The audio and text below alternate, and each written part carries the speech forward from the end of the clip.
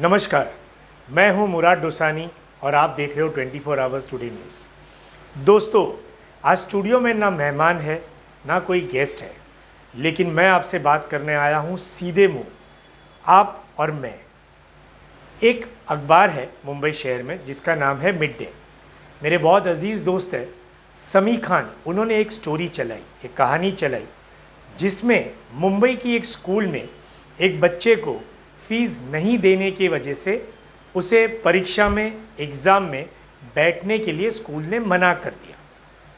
दोस्तों, ये बहुत ही दुखदायक बात है। न स्कूल चालू है, न स्कूल के एक्सपेंसेस चालू है, न स्कूल लाइट यूज़ कर रही है, न पंखा यूज़ कर रही है, न फैसिलिटी यूज़ कर रही है। उसके बावजूद स्कूल पूरी फीस ले रही है। और अगर कोविड के बाद जो हिंदुस्तान के हालात हैं, जो वादे किए गए और जो बेवकूफ़ बनाया है, उसके बावजूद अगर माँ बाप के पास पैसे नहीं हैं तो वो स्कूल एक्स्ट्रा फीस लेने के बहाने बच्चों को एग्ज़ाम देने के लिए मना कर रही है। दरअसल ये बात कोविड के उस वक्त से शुरू होती है जब मार्च 2020 में कोविड हुआ था।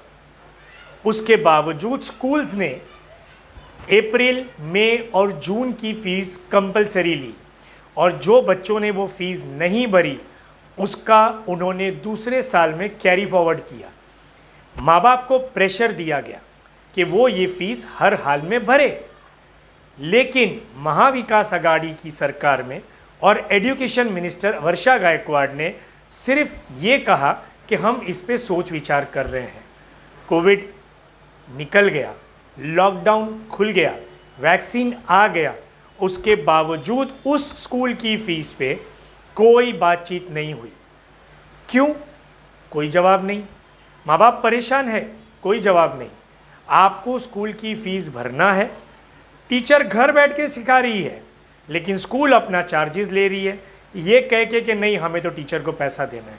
स्कूल के बसेस चलाने वाले लोग बेरोज़गार हैं, लेकिन स्कूल सारी फ़ीस कंटिन्यूसली ले रही है। ये सवाल आज मेरा आपका नहीं है, ये पूरे हर बच्चे का सवाल है जिसके वजह से पूरे के पूरे माँ बाप परेशान हैं। इस पे कोई जवाब देने को कोई तैयार नहीं है।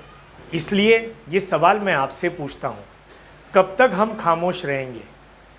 क्या हमारे प्रधानमंत्री जी ने कोविड के बाद जो पैकेज अनाउंस किया था 20 लाख करोड़ रुपए का, क्या आपको यानी कि प्रेक्षक, दर्शक, हिंदुस्तान के रहीवासी को क्या उसका 1 रुपया भी फ़ायदा हुआ? क्या कोई स्कीम या कोई भी योजना का फ़ायदा आपको हुआ? अगर नहीं हुआ तो क्यों नहीं हुआ?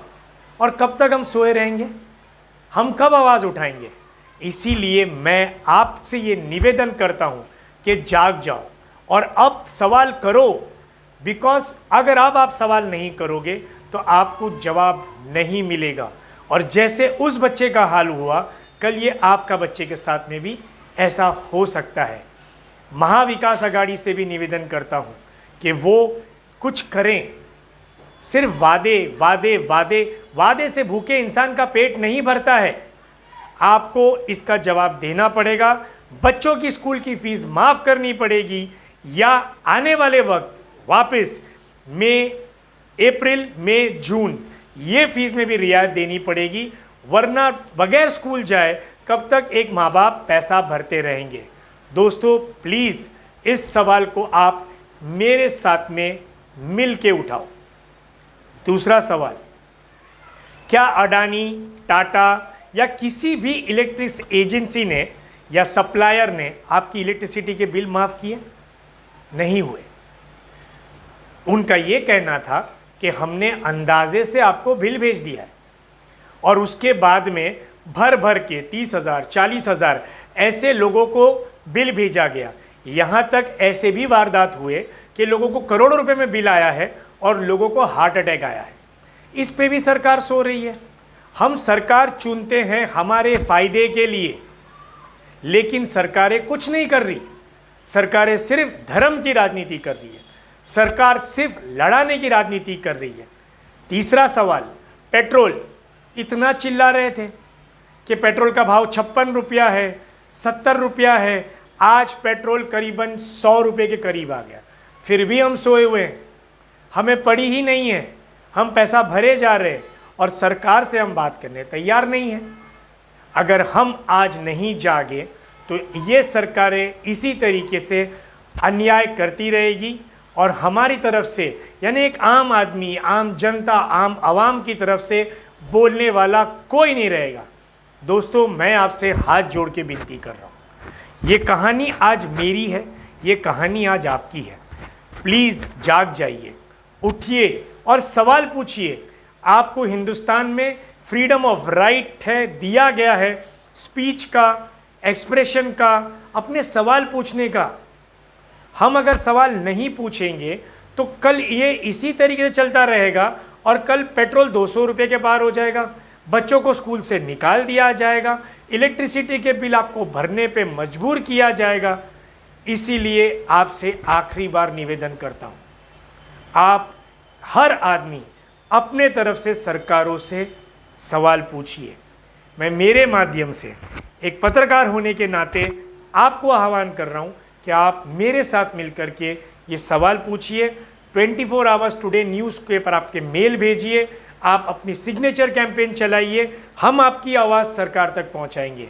हम निवेदन करेंगे सरकारों से कि स्कूल के बच्चों को रियायत दी जाए, इलेक्ट्रिसिटी बिल्स में रियायत दी जाए, पेट्रोल के दाम बीजेपी से रिक्वेस्ट करेंगे कम किया जाए। इसी तरीके से आपका साथ सहकार देते रहिए और अगर आपको मेरा वीडियो अच्छा लगा हो तो प्लीज़ नीचे लाइक का बटन दबाइए, सब्सक्राइब कीजिए। देखते रहिए मुराद डोसानी के साथ 24 आवर्स टुडे न्यूज़। नमस्कार, जय हिंद, शुभ रात्रि।